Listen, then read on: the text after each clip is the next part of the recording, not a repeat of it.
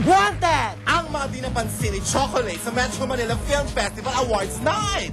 Wanted! Yasmin Curdy na nanghoy ng maokray dahil sa maling pagbigkas ng title ng movie ni Cesar Montano. The best festival screenplay is Panghoy sa Suba, Chris Vertido.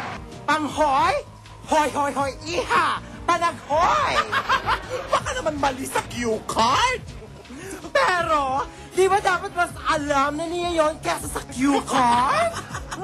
Wanted! Rainier Castillo, di na i-brief bago mag-present ng award? And the winner is...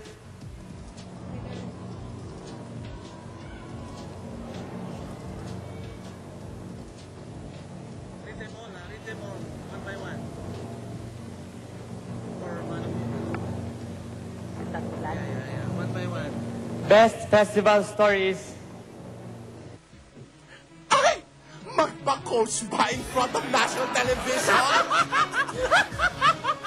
Wanted! Mike Heras, may kakaibang mannerism.